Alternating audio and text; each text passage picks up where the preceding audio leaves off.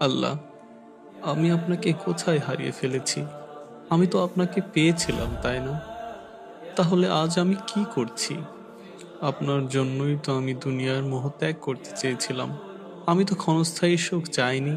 তবু আজ কেন আমার হৃদয় আপনাকে অনুভব করে না? আল্লাহ, আমি তো দুনিয়ার লোভ করিনি। আমি শুধু আপনাকেই চেয়েছি। প্রতিটি সম্পর্কে, প্রতিটি ভালোবাসার প্রাপ্তির বদলে আমি শুধু আপনাকেই চেয়েছি। আমার প্রতিটি নেক কাজ ছিল আপনাকে পাওয়ার জন্য। তাহলে সেগুলো কোথায় গেল আল্লাহ? আমার জীবনের সেই সুন্দর সময়টা কোথায় হারিয়ে গেল? যখন আমার হৃদয় আপনাকে অনুভব করত, যখন ঘুম ভেঙে শুধু আপনার জন্য নামাজে দাঁড়াতাম। আর আজ জেগে থেকেও আপনাকে স্মরণ করি না। এটা আমার কি হয়ে গেল? আমি কিভাবে আপনার ভালোবাসা ভুলে গেছি? আমি কিভাবে এত দূরে সরে গেছি?